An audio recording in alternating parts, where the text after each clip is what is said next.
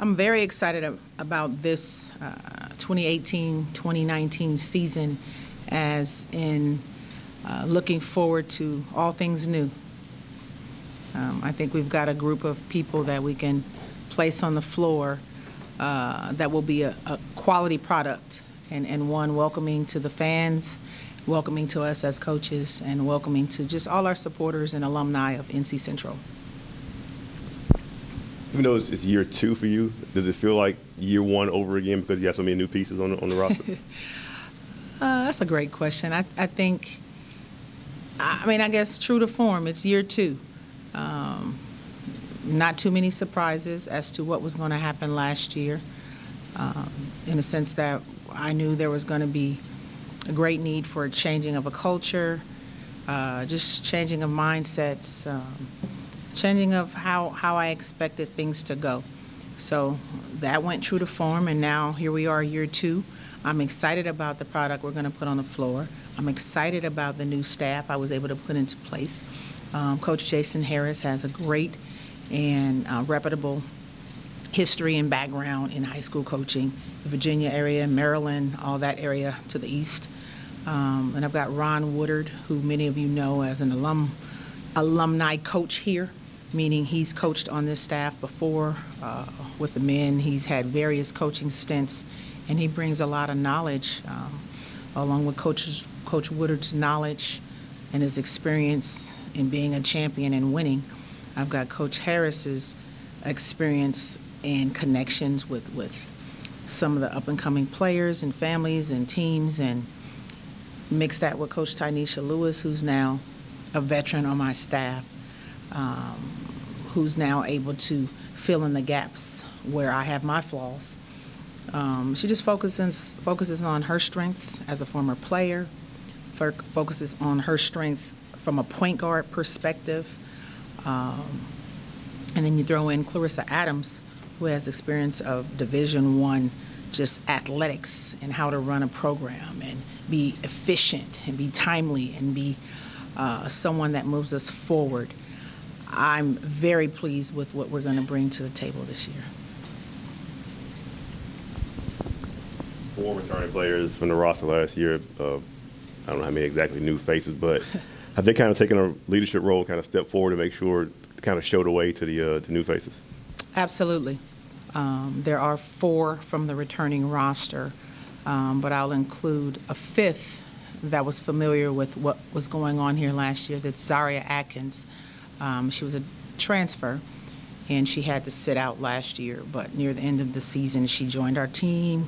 She was a part of practices, and she's not unfamiliar. So in addition to the team of 5 from last year, we do have 11 new faces. Freshmen from high school, junior college transfers. We've got a Division I transfer, and I do think it's moving toward where we want it to be. The chemistry has been great, starting from the summer to now, the preseason. I do think what's happened is the returning players have taken the initiative to calm the waters for the new people, and show them the ropes and be able to lead, especially Rod Nisha Martin, who's been selected as a preseason MEAC candidate or preseason team. She's been able to lead by example on a daily basis, on the court, off the court. Socially, she's not the most talkative, but again, she's going to be the first person at every activity, along with Paulina Frier. She's a junior. And again, they're not the most outgoing, but they've embraced their new surroundings. They've embraced their new teammates. Kyra Benton has been amazing, not only as a social butterfly and someone welcoming with open arms the new players, but Kyra Benton has stepped her level of play up to another level of efficiency on the floor. She stays within her game. She's pretty positive, and those players are ones that I think are going to be considered the staple for this successful season we're going to have. You talk about new culture here. What is it that, I know you say you're battling injuries right now and everything, but when you have everything all put together with this team, what is it that fans going to see tangibly out on that floor this year with this team that you didn't have last year? Well, first and foremost, I think depth. I think once we get to a point where we're in better health and we're at our max with a full and healthy roster, I think what people will see tangibly is that we're going to be more efficient shooters. I think we're going to be more of a threat from the three-point range in making shots, not just taking shots. I do think, like I said, our depth is going to be pretty impressive. I think the better teams, men's and women's basketball, the better teams in the MEAC, better teams in any conference you can look at, they have depth. They have depth that doesn't allow them to fall off once you take the starting five out.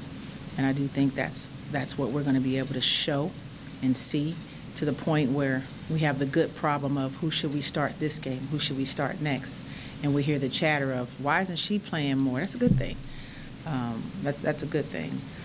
I also think that we're going to see more of a transition game. I mean, again, we're all about TSO basketball, transition, stops, and offense. And I do think we've got the transition part and the offense part covered, and now we're just working on making sure we get stops on the defensive end. And I think everyone is buying in slowly but surely. And I think what's happening is leaders are elevating to the top to be able to say, hey, I'm going to hold you accountable. I'm going to hold myself accountable. And what we do here is going to be very evident, that we play defense, we go hard, we don't play selfishly, and we support our teammates. And I think once we get to that part, everybody's going to see it, and it's not just going to be something that we say. Going into your second year with the program, do you feel like you are ahead of schedule? Obviously, you're coming in, you want to take this program to a championship level. Going into your second year, do you think you're ahead of that schedule right now, or right on schedule, or a little bit behind? Interesting question. I'd say I'm on schedule. In my mind, I'm behind schedule because I would have already wanted to be perceived as somebody ready to take the MEAC championship, somebody next in line to follow the men's program and win and get a bid to the NCCU tournament. So that's in my mind. But the reality says it's a very difficult task to come in and completely overhaul and change something that's been going on for a while. And that's in any aspect of life. I mean, people want change, but to get them to begin changing is a tall task in itself. So I guess right on schedule, right on schedule. And I love, obviously I've read the anticipated and predicted 7th place finish. Fine with me. I mean, really irrelevant, fine with me. I remember last year we were predicted 13th. I talked about that. And at that time, I didn't know how many teams were in the conference. Hadn't done my research, thought a team had left. I think Kyle told me, it's 13, Coach, 13. So, okay, cool. Well, I can only move up, and we can only move forward. So, say 7th. Last year was 13th, and we came in 7th, so that's 6 spots up. Say 7th. To move 6 spots up this year would be something pretty special. So, you do the math. So, on time is the best time right now, and we're thinking about next. We're thinking about what's coming next. The next player. We don't want to harp on the past. Last year, our motto, our mantra was now, because I came in with the mentality to change it now, and we've thought we're on to the next. No matter what the media wrote, no matter what was said and done, and we've already moved on. And if we can be the next ones in line to win a championship, like my counterpart, that would be something really, really exciting, and it'll make the whole story end the way everybody would love it to end. But more than anything, I want us to move past the mentalities of now and look forward to the future, whether it be the next play, the next game, next player up. Either way, you got to be prepared. And a rapper friend of mine, California, said if you stay ready, you ain't got to get ready. So I want us to start thinking like that. This has been an exclusive presentation of the NCCU Sports Network.